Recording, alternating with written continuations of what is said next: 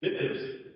Eu recebi o convite por parte da diretoria para fazer parte do corpo docente da classe lá de dentro. E aí foi ofertado o tema livre para trabalhar, que eu achasse melhor. E a partir disso eu escolhi o tema que eu considero fundamental, extrema importância. Eu não me recordo, ao longo da minha caminhada na fé, e olha que já são meus 25 anos, de ter estudado detalhadamente aqui na igreja. Obviamente, durante a classe de catecúmenos, a gente estuda grande parte da nossa doutrina e isso à luz do que vai ser o nosso tema aqui, mas detalhadamente o texto e todas as suas nuances eu nunca passei. E eu vejo claramente como isso afeta a nossa igreja, porque em diversos momentos é perceptível como nos falta doutrina. E doutrina é a base da igreja. Então, eu escolhi trabalhar com os irmãos lá na classe de dentro, tema da confissão de fé do Westminster. E ao comunicar, a Bia achou que seria bacana também, então os pastores trabalharem também na classe de dentro. Inicialmente a gente tinha pensado em rodízio das turmas, eu trabalharia lá dentro por 2 semanas, depois trabalharia aqui dentro por 2 semanas, e ficaria fazendo esse rodízio, mas em função da ausência do Edson, hoje pelos motivos justificados pelo pastor, eu faço um prazo único, essa primeira aula, e depois a gente vai trabalhando nesse tema que eu falei. Antes de apresentar especificamente o tema da confissão de fé, eu quero perguntar aos irmãos e propiciar nesse primeiro momento um diálogo com vocês para entender inicialmente o que vocês entendem por confissão de fé, o que vocês entendem por doutrina. A primeira pergunta que eu faço é, então, o que é a confissão de fé? Alguém pode me responder?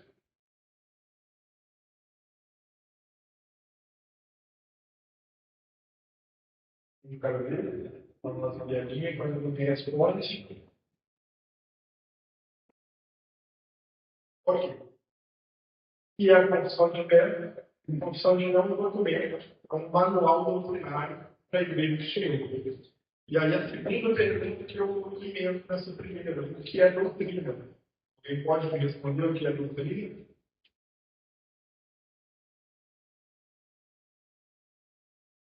E cada uma da igreja vai dar em dias e o que ela só tem que dar seguir.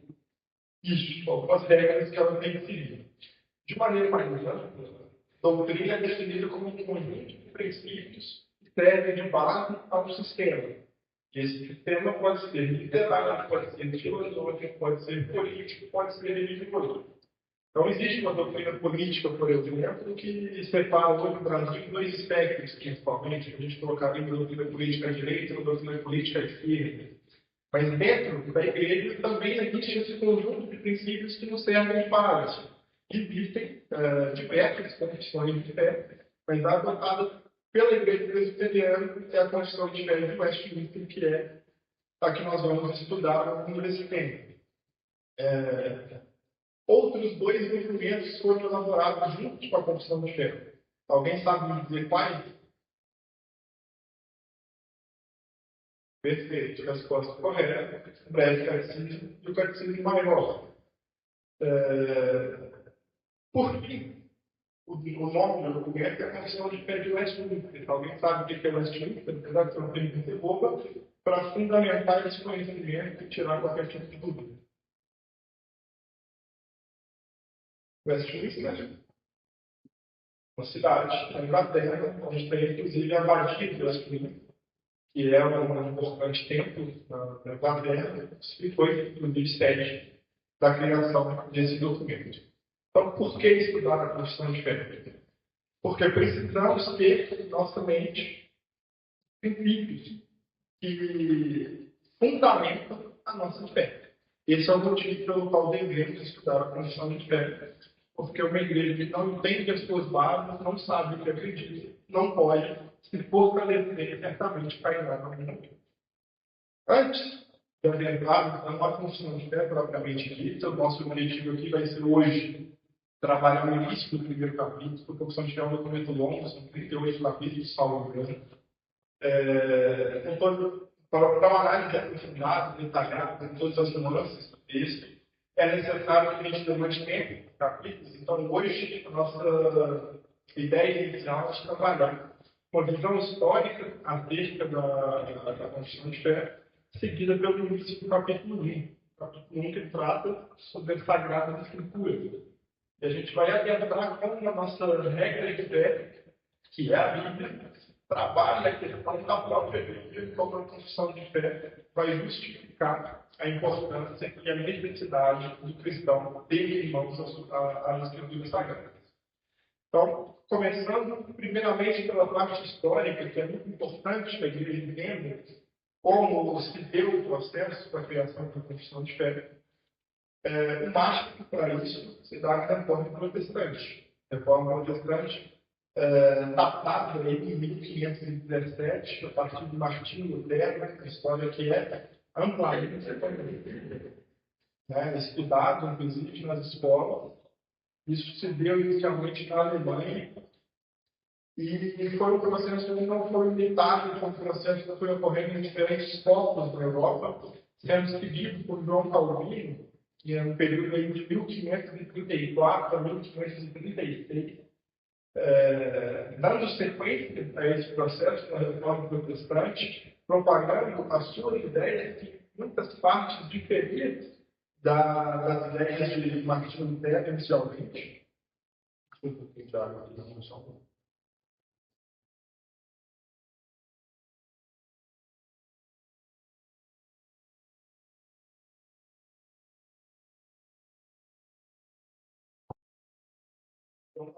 Para a sequência ao processo da reforma em 1534. E aí, durante os anos iniciais da reforma, justamente por promover a legalidade, diversas confissões de fé foram sendo redigidas nos diversos pontos da Europa, de acordo com as novas ideias que iam sendo propagadas. Então, a partir das bases de Martinho Lutero, surge uma igreja, surge com doutrinas específicas. A partir da base do calvinismo, surge uma igreja, surge doutrinas específicas. Então, diversas confissões de fé foram sendo feitas por toda a Europa. E aí, um país que ganha destaque para a gente, especialmente com o presbiterianismo, é a Escócia, que é um país onde foi fundado o presbiterianismo sob a liderança de John Knox.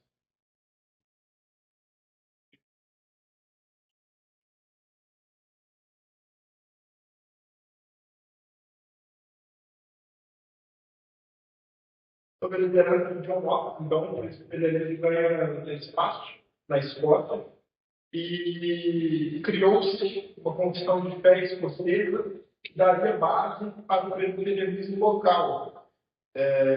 Por muitos anos, até que posteriormente fosse criada a Confissão de Fé de Westminster. O presbiterianismo foi reconhecido como Igreja Nacional da Escócia no ano de 1567, com uma certa independência da ordem civil, ou seja, igreja e Estado na Escócia possuíam autonomia, eram separados. Isso é fundamental para o funcionamento da igreja e não era observado com certa frequência até então no mundo, porque a Igreja Católica sempre esteve diretamente relacionada com o Estado político enquanto organização. Contudo, essa independência da Escócia, pelo seu ponto de vista religioso, foi rapidamente destruída pelo trono inglês. A Escócia faz parte do Reino Unido, né? Então, de certo modo, tem responsabilidade para com a Inglaterra usa de sua autoridade para destruir essa independência escocesa com relação à fé. E aí, inicialmente, quebra essa formação de uma igreja que é independente do Estado. Por que isso? Porque a igreja presbiteriana é um modelo que tira das mãos dos líderes do Estado o poder sobre a fé e coloca sobre a vontade popular daqueles que pertencem à igreja o promover os seus próprios líderes. Como é que funciona a igreja presbiteriana? A igreja presbiteriana elege os seus líderes, presbíteros, por votação popular, vamos dizer assim, democrática, feitas aqui em assembleias. Acredito que grande parte das pessoas aqui já participou de assembleias para a eleição de oficiais.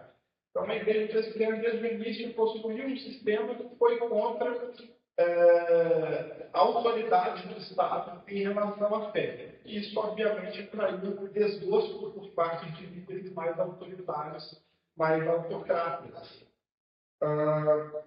Com isso, com essa quebra, gera-se inicialmente uma revolta do povo escocês, que estava acostumado com essa liberdade, e eles elaboram um documento chamado Pacto Nacional, formam uma liga de pessoas interessadas em promover essa liberdade religiosa e começam a fazer um certo barulho na Escócia, defendendo o retorno daquilo que eles acreditavam como sendo o modelo ideal de funcionamento da igreja, que deveria ser a parte do funcionamento do Estado. E aí, como esse processo entra na Inglaterra e vai culminar posteriormente na criação de fé, é o que a gente vai comentar logo menos. Para isso, inicialmente é importante entender o processo da reforma protestante na Inglaterra. Inglaterra seria a capital do Reino Unido, onde estava concentrado principalmente o poder da coroa inglesa. E a reforma lá, inicialmente, foi originada, deflagrada, como um movimento estritamente religioso, que é o que deveria de fato ser a reforma protestante, um movimento religioso, um movimento que visava combater as aberrações, vamos dizer assim, que a fé católica acabou adquirindo ao longo do tempo, se destoando daquilo que a palavra de Deus sempre ensinou. E dentro da Inglaterra, esse movimento inicialmente começou como devia, se baseando única e exclusivamente na fé, foi englobado pela coroa, foi englobado pela realeza e foi distorcido. Então, a reforma protestante, na Inglaterra, sofreu uma influência muito forte da coroa, uma influência muito forte do rei inglês. E isso porque ele queria se desvencilhar da Igreja Católica por um motivo pessoal com relação ao seu próprio casamento. Ele queria um divórcio, um novo casamento, e isso não era permitido à luz da fé.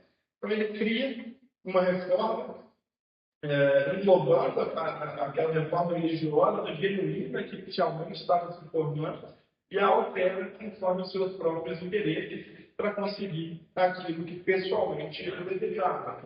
E aí a reforma da Terra, então, passa a ter um caráter extremamente duvidoso. Inicialmente, tinha bases doutrinárias calvinistas, foram, inclusive, substituídas por bases doutrinárias arminianas. Qualquer divergência era duramente reprimida pelo trono inglês, inclusive com pena de morte. Então, diversas pessoas morreram na Terra durante esse período, única e exclusivamente por não aceitarem a doutrina imposta por essa suposta reforma protestante na Inglaterra.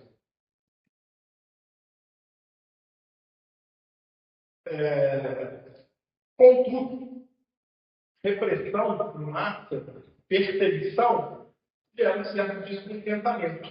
E o clima na Inglaterra começou a ficar perigoso para a monarquia. Diante do perigo, diante da revolta popular, o rei Carlos I convoca o seu parlamento, que ele anteriormente havia dissolvido, e esse parlamento rapidamente ganha força na Inglaterra e começa a tirar parte do poder do rei, de modo a diminuir o autoritarismo que tinha ali na Inglaterra. E é nesse cenário que a influência da Escócia começa a tomar forma na Inglaterra. Basta lembrar também que hoje, como a Inglaterra funciona, a Inglaterra ainda possui um rei, a rainha, né, acabou de morrer, e existe um parlamento. Mas hoje a figura do rei é primeiramente uma figura, não é mais um chefe político, né, que toma decisões em função da nação. Hoje o parlamento assumiu essa função e isso vem dessa época subvencionada após Carlos I e autoritário convocar o seu parlamento, que está perdendo o poder dentro do país. E aí o parlamento, então, quando começa a ter uma força nesse cenário, em 1643, convoca uma assembleia de teólogos para o estabelecimento do governo e da Igreja da Inglaterra e purificação da doutrina da dita Igreja das falsas expressões e interpretações. Então, é convocado pelo parlamento uma assembleia que criaria as bases doutrinárias como a Igreja da Inglaterra deveria se portar dali para frente, a fim de purificar todas as coisas que estavam sendo ali alteradas desde o início da reforma protestante naquele país. Essa assembleia foi composta primariamente por presbiterianos, principalmente os escoceses, que fizeram aqueles documentos que anteriormente eu mencionei, do Pacto Nacional, que criaram e desejavam o retorno da liberdade de culto na Escócia. Esses foram os principais influentes dessa Assembleia convocada pelo Parlamento inglês. Outros grupos também fizeram parte, não foram apenas os presbiterianos que estiveram presentes nessa Assembleia. Dois grupos importantes foram grupos chamados independentes, que não tinham uma denominação por trás, e também grupos erastianos. Esses últimos, particularmente, recebem um pouco de destaque nesse caso, porque eles defendiam que os pastores deveriam ser apenas mestres religiosos, sem, contudo, ter poder governante sobre a igreja, este devendo ficar a cargo exclusivamente do magistrado civil. Então, este grupo de pessoas que estavam presentes na Assembleia defendiam a manutenção do governo da igreja na mão do Estado, de líderes políticos, e que o pastor deveria ter única e exclusivamente a cargo da pregação da palavra, ser um mestre e não uma autoridade no governo da igreja. Eles eram claramente apoiados pelo parlamento inglês, que apesar de estar promovendo essa reforma a fim de conseguir uma nova reforma sobre a fé na Inglaterra, gostaria de manter o poder para si. Afinal, uma vez no poder, quem não gosta de permanecer no poder? O que a gente mais observa é que as pessoas, ao assumir o poder, não querem perder de forma alguma. E assim, o parlamento, que havia atendido ao poder agora, gostaria de se manter com ele. O controle religioso é fundamental para o controle de uma população, sempre foi assim. Por isso, eles tinham essa influência dos erastianos dentro da Assembleia para que o poder político sobre a igreja fosse mantido nas mãos do Estado. Contudo, como a maioria da Assembleia era presbiteriana, defendia o modelo de governo da igreja livre, essas ideias não conseguiram tomar forma, não conseguiram ir para frente na Assembleia, e o parlamento autorizou para que aquela Assembleia tivesse, então, total autonomia para a formulação do manual doutrinário que a igreja decidiu. A partir daí, a elaboração desse documento, a confissão de fé, ganhou forma rapidamente em sequência dos próximos anos. Foi concluída em 1647, já entregue com todas as provas bíblicas de todos os textos produzidos. Então, se, por exemplo, o capítulo 1 trata sobre as Sagradas Escrituras e traz 10 pontos sobre as Sagradas Escrituras, em 1647 foi entregue o documento com esses 10 pontos e as referências na Bíblia de tudo que justificasse cada um daqueles 10 pontos. E assim para todos os capítulos. Ainda nesse mesmo ano, após esse documento da Confissão de Fé ser entregue, o grande parlamento da Inglaterra declara a igreja presbiteriana como sendo uma das igrejas da Inglaterra. Contudo, menos de um ano após isso, por uma instabilidade política, o rei é destituído, uma nova pessoa assume o poder, chamado Oliver Cromwell, e esse novo líder, como sendo mais uma vez autoritário, querendo poder para si, ele dissolve mais uma vez a Igreja Presbiteriana da Inglaterra, centraliza o poder da fé em suas próprias mãos e dá uma esfriada nesse processo de reforma dentro da Inglaterra. Mas a confissão de fé foi produzida. Uma vez produzida, foi espalhada. Esse documento chega às Américas, é aceito pelas igrejas aqui nas Américas, especialmente nos Estados Unidos, né? Uma vez que o presbiterianismo no Brasil chega muito tempo depois com a vinda de Simon, americano. E aí, os documentos básicos para a fé cristã, reformada, calvinista, atingem, então, diversas partes do mundo e servem de base para a Igreja Presbiteriana do mundo inteiro. A Igreja Presbiteriana do Brasil adota a Confissão de Fé de Westminster como sendo seu manual doutrinário, e é por isso que, a partir de agora, entraremos no texto da Confissão de Fé, estudando ponto a ponto aquilo que ela nos ensina, a fim de fortalecer a nossa fé, de que a gente tenha convicção daquilo que, enquanto igreja presbiteriana, acreditamos. Mais uma vez, eu reforço, ao longo de muito tempo, tenho observado uma carência enorme em relação à igreja no que tange à doutrina. Muitas vezes, afirmações sendo feitas de forma errada a respeito daquilo que a igreja acredita. Trabalharemos hoje, então, as Sagradas Escrituras, que é o capítulo 1. A Tia Bia entregou a folha para vocês? Entregou. Essa folha tem o capítulo 1 inteiro, salvo engano. Hoje, nós vamos trabalhar inicialmente a questão 1, que é a que está numerada ali, primeiro. Caso dê tempo, a gente vai trabalhando na sequência do capítulo. Eu vou ler o que diz a seção 1, peço que os irmãos acompanhem, por gentileza, o texto, e após a gente vai destrinchando cada parte dessa seção, que é riquíssima, e já nessa primeira seção a gente percebe a importância das Sagradas Escrituras para o povo de Deus.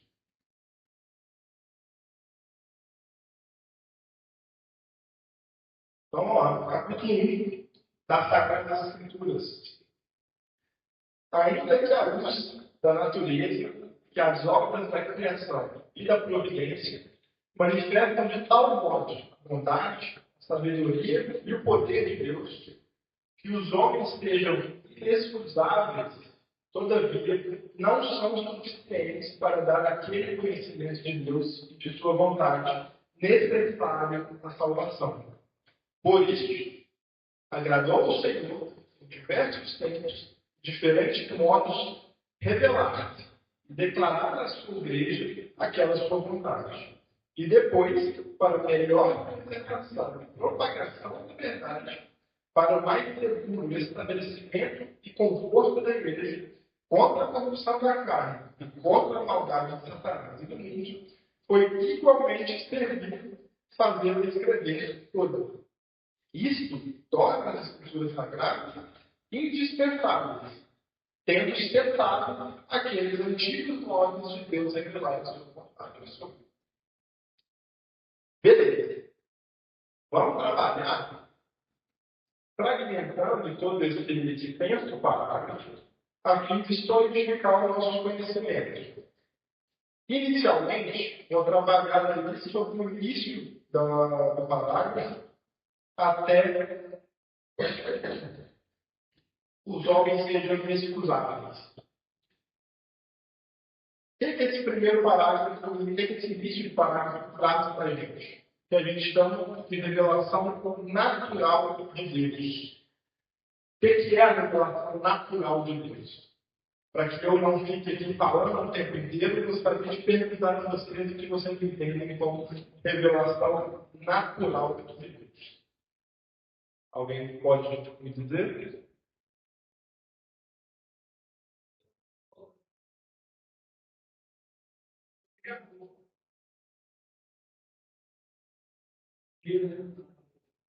Isso.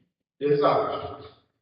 Deus, enquanto Criador, se revela por meio da sua criação. Isso é a revelação natural de Deus. O que esse texto quer dizer? É que o conhecimento da existência de um Deus é suficientemente provada a partir da sua criação. E isso, eu convido os irmãos a abrirem as suas Bíblias no Salmo de número 19. Nós vamos ler o versículo 1.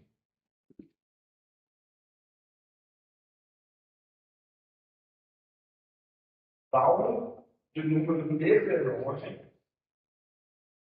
Nós vamos ler o versículo 1 em conjunto.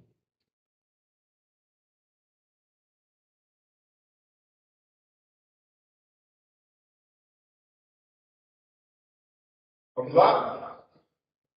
Os céus proclamam a glória de Deus e o firmamento anuncia as obras das suas mãos. Davi aqui claramente nos alerta para que a criação de Deus proclame a sua glória. Os céus, o firmamento, anuncia as obras das suas mãos. A confissão vai além ao afirmar que a criação é suficiente para mostrar a bondade de Deus, a sua natureza perfeita, o que torna a desobediência do homem indesculpável perante o Criador. E agora nós vamos a Romanos, capítulo 1, um texto que vai dizer praticamente, literalmente, que a confissão de fé nos afirma. Romanos, capítulo 1,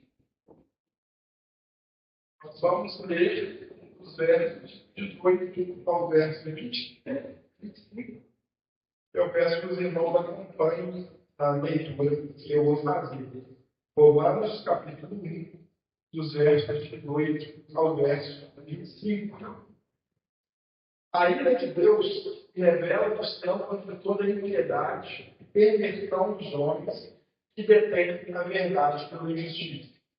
Porquanto o que de Deus se pode conhecer é manifesto entre eles, porque Deus se manifestou. Porque os atributos invisíveis de Deus, assim o seu eterno poder, como também a sua própria divindade, claramente se reconhecem desde o princípio do mundo, sendo percebidos por meio das coisas que foram criadas. Tais homens são, por isso, indesculpáveis. Porquanto, tendo conhecimento de Deus, não glorificaram como Deus, nem lhes deram graças.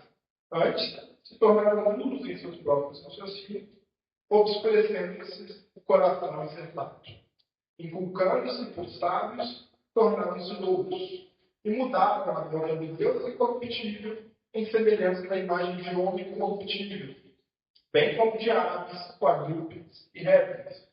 Por isso, Deus entregou tais homens à imundícia, pelas consciências do seu próprio coração, para desonrarem o seu corpo entre si. Pois eles mudaram a verdade de Deus em mentira, adorando e servindo a criatura em lugar do Criador, o qual é bendito eternamente. Amém. Então, o texto de Romanos aqui nos aponta diretamente para essa verdade que a confissão de fé nos trouxe em seu primeiro capítulo. De que Deus, por meio da sua criação, se faz revelar como um Deus sobrenatural, Deus perfeito, um Deus bondoso. E que os homens não foram capazes de reconhecer a divindade de Deus de forma adequada e se renderam à idolatria em diversos momentos, e é isso que Paulo trata nesse texto em Romanos. A ira de Deus sobre um povo idólatra que se desviou dos caminhos do Senhor, se tornou depravado em sua natureza. O texto de Paulo em Romanos dialoga claramente com o que a gente leu na confissão de fé. Sobre esse texto, tem duas vertentes que são completamente antagônicas, são opostas. A primeira delas é de que não podemos, de forma nenhuma, enquanto seres humanos limitados, assumir como verdade aquilo que não podemos observar. Isso é fruto de um movimento racionalista, humanista, ali datado mais ou menos do século XVIII, principalmente da filosofia positiva de um cara chamado Augusto Comte. E ele pregava exatamente isso, que a gente não consegue, não existe capacidade humana de se atingir conhecimento sobre a causa primeira, isto é, Deus, porque não temos condição de observá-lo. Nesse caso, isso vai contra o que a gente acabou de ler na Confissão de Fé, porque a gente acredita, à luz da Escritura, que a criação de Deus é suficiente para que o homem entenda a existência e vínculo de divindade criadora de todas as coisas. Esse movimento humano, racionalista, defende que é impossível acreditarmos no sobrenatural naquilo que os nossos olhos não podem ver. Todo o conhecimento humano é baseado na experiência. Logo, se eu não tenho experiência sobre aquilo, eu não posso assumir como verdade. Neste caso, a razão do homem, a razão do intelecto, passa a ser um ídolo que obscurece o reconhecimento da existência do ser superior. Como se, fora da nossa razão, nada possa existir ou ser justificado. Mas deve-se lembrar, como eles mesmos defendem em seu movimento, de que os seres humanos, nós somos limitados e somos criaturas. Pode, por acaso, a criatura contestar o Criador? Não pode. Como derrubar, então, esse argumento? O meu estudo aqui ele é baseado num livro que chama Confissão de Fé Comentada, de um autor chamado Rod. Então, ele traz em seu livro argumentos que vão sempre combatendo toda e qualquer falácia que surge em relação às escrituras sagradas e à Confissão de Fé Westminster. Então, ele rebate esse movimento trazendo dois argumentos para a gente, os dois são muito interessantes. Primeiro, é de que homens de diferentes nações, em diferentes épocas, conseguem discernir as evidências da presença de Deus nas obras da natureza, e mais ainda dentro de suas próprias mentes. Algo que não é restrito a pessoas específicas, fora da comunidade científica, mas que alcança pessoas influentes dentro da própria ciência. Então, o que ele está dizendo aqui? Que é possível, sim, a gente cogitar o sobrenatural, cogitar uma divindade a partir do que a gente observa na natureza, e isso foi feito diversas vezes ao longo da história, em períodos diferentes, por diferentes pessoas. E isso não se restringe a pessoas desconhecidas, específicas. Não sou eu que reconheço a existência de Deus a partir da natureza. Pessoas consideradas influentes, inclusive dentro da ciência, compartilham esse pensamento de que é possível, sim, tratar a existência de uma divindade a partir da criação. Duas dessas pessoas influentes são Isaac Newton e Faraday, citados pelo autor do livro. Isaac Newton é um importante físico que tem aí as suas leis de Newton. Uma delas é do movimento, que quando você está em movimento tende a permanecer, isso que a gente conhece como inércia. Uma pessoa fundamental para o conhecimento científico na história humana.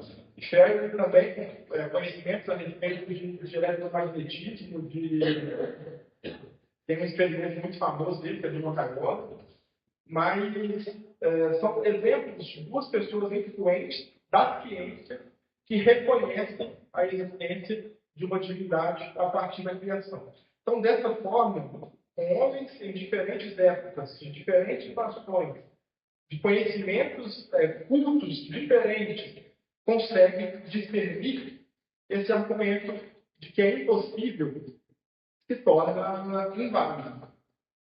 Bem como por um segundo argumento igualmente importante, que é o seguinte: a consciência que é algo intrínseco ao ser humano, eu tenho a minha consciência, você tem a consciência de você, aponta para um governante com regras morais a quem devemos obediência e temos responsabilidades.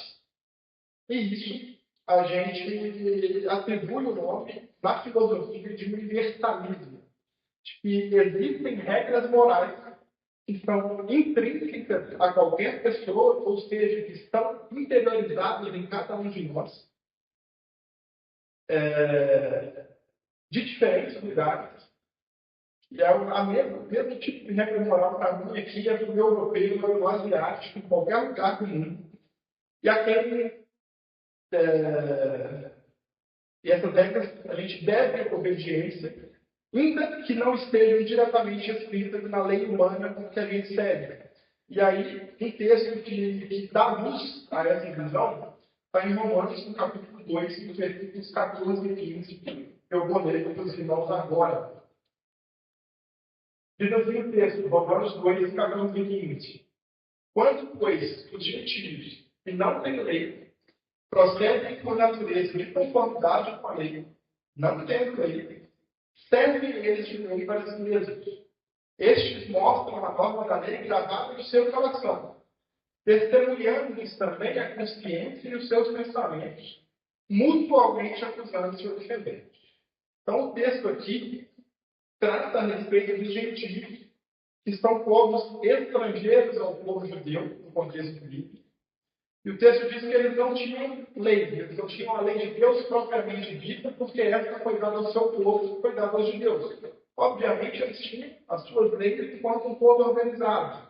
Mas isso traz luz para quê? Internamente, mesmo um povo que não recebeu diretamente a lei de Deus, consegue discernir o que é certo e errado dentro de seu coração, tendo regras morais que servem de base para a sua organização. Um exemplo claro disso: matar. Matar é errado. Não precisamos de uma lei brasileira punindo o crime de matar para a gente saber que matar é errado. O europeu sabe que matar é errado da mesma forma, bem como o asiático, bem como qualquer ser humano. Pessoas matam, obviamente, pela sua maldade. Mas dizer que alguém o faz sem saber que isso está errado é uma mentira. Então, o fato da existência dessa consciência com regras morais bem definidas nos apontam para um Criador que colocou dentro da nossa consciência a existência daquilo que ele gostaria, daquilo que é ao certo a sua própria visão. Então, estes dois argumentos vão contra a falácia de que não podemos, de forma alguma, assumir como verdade a existência de uma divindade, se não observamos diretamente. Por meio, então, da história, de diversos momentos, homens importantes, inclusive, assumem isso como verdade, e por meio de nós mesmos, em nossa própria consciência, assumindo que existem princípios que são essenciais para uma vida em sociedade. E isso não vem de nós, da nossa própria natureza. Isso é colocado em nós por meio de um ser superior que nos criou e criou todas as coisas. Por outro lado, um outro grupo, chamado de deístas, eles acreditam diametralmente oposto ao grupo dos atomistas. E aí a gente dá sequência ao parágrafo da confissão de fé para entender o que esse grupo diz e contra-argumentar em relação a eles também.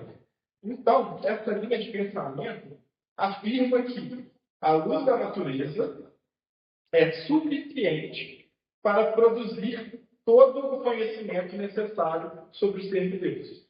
Então, de um lado, nós temos um grupo que diz que não podemos assumir uma divindade porque não observamos. Do outro, temos um grupo que diz que as obras da natureza são suficientes para que entendamos Deus em sua essência completamente. E isso também está errado. A confissão de fé nos afirma isso. Desde que eu li, quando ela diz ali, todavia, não são suficientes para dar conhecimento de Deus e de sua vontade, se referindo às obras da criação. Como, então, contra-argumentar, à luz da Bíblia, que é o que nos importa, essa ideia de que a natureza é suficiente para promover, inclusive, salvação? Nós vamos abrir agora em 1 Coríntios, capítulo 1.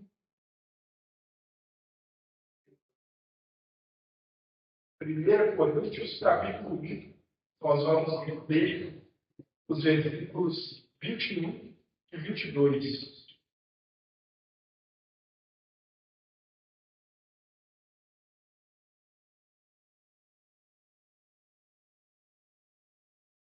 Peço que os irmãos acompanhem a leitura. 1 Coríntios 1, 21 e 22. Visto como, na sabedoria de Deus, o mundo não conheceu por sua própria sabedoria, aprove a Deus salvar os que creem pela loucura da pregação.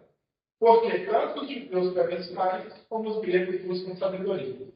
Beleza, só esses dois versículos. Diz então que o mundo não conheceu a Deus por sua própria sabedoria, mas aprove a Deus salvar os seus por meio da pregação. Então existe aqui um fator fundamental para que o homem conheça a Deus, que é a pregação. E um homem consegue realizar a pregação a partir do momento que a ele é revelado um Deus de forma especial, e é o que nós falamos em sequência. Um homem não pode, a partir da análise da natureza, da sua própria sabedoria de análise, tratar um Deus soberano em toda a sua essência, inclusive no que tange a salvação. Eu não consigo olhar para a natureza e dizer que Jesus morreu na cruz a partir da minha observação da natureza. Foi necessário que Deus assim o revelasse de uma forma especial ao seu povo, para que, de fato, os homens tenham total entre aspas, né? Mas os homens tenham conhecimento de Deus, da sua essência, do seu plano para o ser humano. Então, esse texto aqui, ao dizer da limitação da sabedoria humana e da necessidade da pregação, já vai totalmente contra essa ideia de que, por meio da natureza, o homem consegue conhecimento suficiente a respeito de Deus. Em sequência, eu vou ler o capítulo 2 também de 1 Coríntios, se vocês vão deixar na vida aberta ali, uma página. A gente vai ler os versículos 11 a 14. 1 Coríntios 2, 11 a 14. Porque qual dos homens sabe as coisas do homem, senão o seu próprio Espírito que nele está? Assim também as coisas de Deus, ninguém as conhece, senão o Espírito de Deus. Ora, nós não temos recebido o Espírito do mundo, e sim o Espírito que vem de Deus, para que conheçamos o que por Deus nos foi dado gratuitamente. Disso também falamos, não em palavras ensinadas pela sabedoria humana, mas ensinadas pelo Espírito, conferindo coisas espirituais com espirituais. Ora, o homem natural não aceita as coisas do Espírito de Deus porque eles são loucura, e não pode entendê-las porque elas se discernem espiritualmente. Então o texto, ele trata exatamente disso. O homem natural, fora a graça de Deus, não aceita as coisas do Espírito. As coisas de Deus, como diz o versículo 11, ninguém as conhece, não o Espírito de Deus. E, por diversos momentos, ele fala que Deus então entrega o seu Espírito ao seu povo para que este conheça das coisas de Deus. Mais uma vez, o reforço de que é necessário que Deus se revele de uma forma especial àqueles a quem deseja, para que, de fato, assim produza conhecimento para a salvação, negando de que a obra da natureza por si só é suficiente para tal. Beleza. Alguém tem alguma dúvida até aqui? Vamos seguir. O sinal já tocou o primeiro, mas já estamos caminhando no final.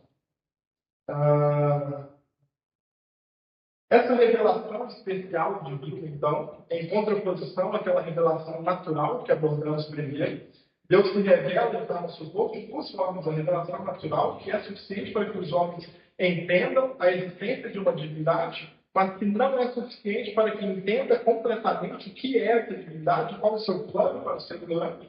Portanto, Deus fala uma revelação especial. Essa revelação especial foi feita em diversos momentos da história, de diferentes formas. Naquilo que a gente chama de teofanias, que são manifestações de Deus, seja por vozes audíveis, seja por sonhos, seja por visões, e principalmente por meio da inspiração profética, que a gente observa no início do Velho Testamento. Todos esses tipos de manifestações, como eu disse aqui, são mencionadas no Velho Testamento em diversos locais. E uma delas, vou ler rapidamente para vocês, não de jeito de tempo, está em Gênesis, no capítulo 12, versículos 1 a 3, quando Deus chama a Abraão, lhe fazendo promessa, Deus diz assim: ora, disse o Senhor a Abraão, sai da tua terra, da tua parentela, da casa do teu pai, e vai para a terra que te mostrarei. E te farei uma grande nação, te abençoarei, te engrandecerei nomes, te uma bênção. Abençoarei os que te abençoarem, amaldiçoarei os que te amaldiçoarem, em ti serão benditas todas as famílias da terra. Disse o Senhor a Abraão, isso é recorrente ao longo do Velho Testamento, vozes audíveis de Deus para pessoas específicas, foram uma das manifestações com que Deus utilizou para falar com o seu povo e para se revelar. Um detalhe interessante é de que essa revelação desde o início se deu a um povo específico e não a toda a humanidade. Por quê? Porque Deus, pela sua soberania, entendeu que esse fosse o jeito correto de se revelar. Tratando de um homem depravado por seu pecado original e a sequência por toda a humanidade, aprove a Deus se revelar a um povo específico, com propósito de salvação de fato limitado a um número específico de pessoas. Sobre salvação, sobre graça, abordaremos posteriormente a confissão de fé. Mas aqui, para nós, nesse primeiro momento inicial, basta entendermos que Deus se revelou por diversas maneiras, inclusive com voz audível, como vemos aqui em Gênesis, e sempre é um povo específico, no contexto do Velho Testamento, exclusivamente ao povo judeu, no contexto do Novo Testamento. Essa mensagem de Deus se expande a todo mundo para aqueles a quem ele escolheu para ser seu povo, não mais restrito ao povo judeu. E aí, aprove a Deus que essa revelação fosse então escrita para ser perpetuada, isto é, para continuar ao longo do tempo. E aí, essa revelação escrita, nós temos em nossas mãos, é a palavra de Deus. Deus se revelou ao seu povo, aprove a Deus que essa revelação fosse escrita para que hoje tenhamos aqui acesso àquilo que Deus falou ao seu povo em toda a história. É muito interessante analisar a Bíblia à luz de investigação, inclusive, vamos dizer assim, questionando coisas que aconteceram, para saber que de fato aconteceram. E essa curiosidade nos leva à compreensão de que as histórias aqui mencionadas possuem evidência, ao longo da história, diversas. Geologicamente, do ponto de vista da arqueologia, o estudo histórico corrobora as informações que aqui foram colocadas. E é impressionante como um livro que foi escrito num período de 1.600 anos, do primeiro ao último capítulo, é tão rico em conexões.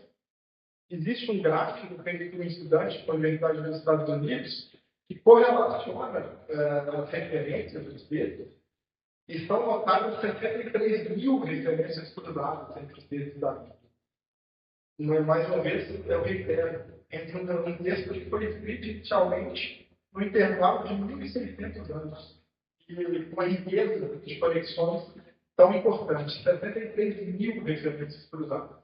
E isso dá autenticidade àquilo que aqui está escrito.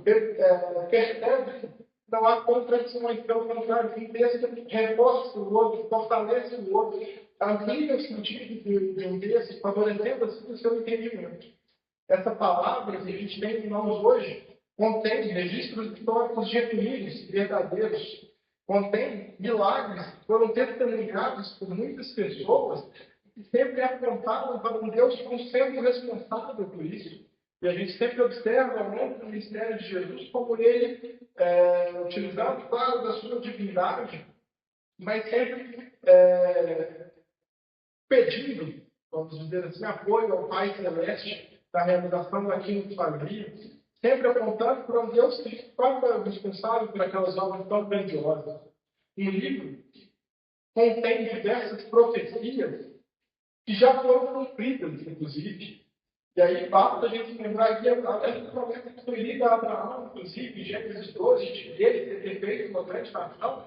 O povo de Israel é descendente de Abraão. E essa descendência segue até nós hoje, enquanto povo do Senhor, somos também descendentes de Abraão, uma promessa cumprida da parte de Deus.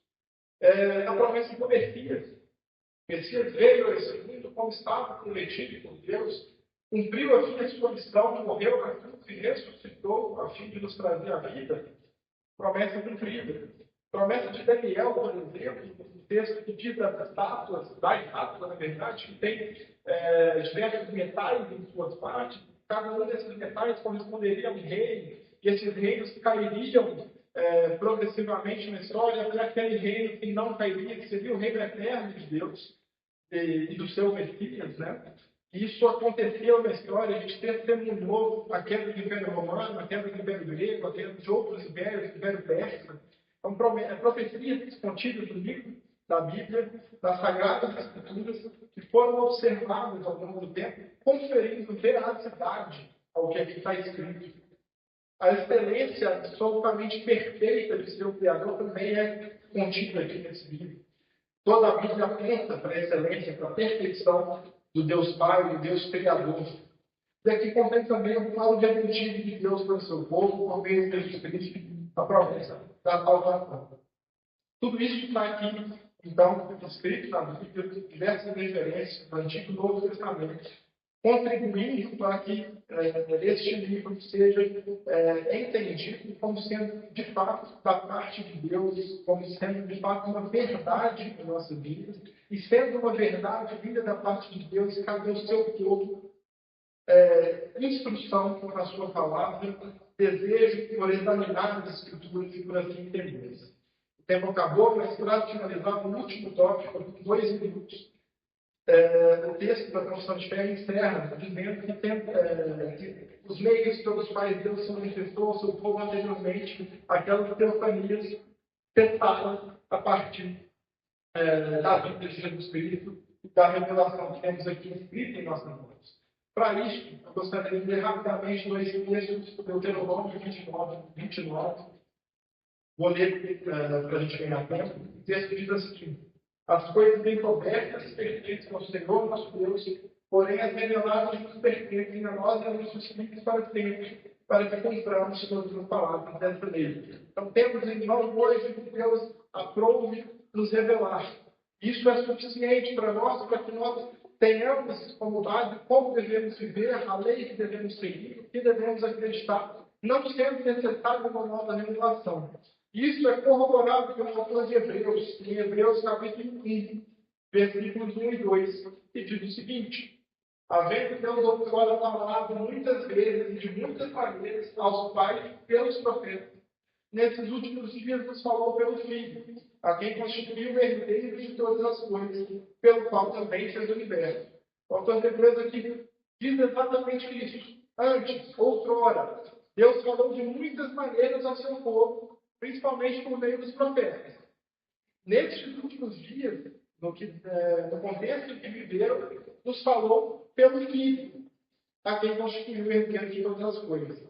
É como se a revelação de Deus progredisse de uma forma não tão pessoal, precisando de um intermediário, no caso dos profetas, para uma pessoalidade do próprio Filho. É o próprio Filho quem nos entrega a revelação do Novo Testamento.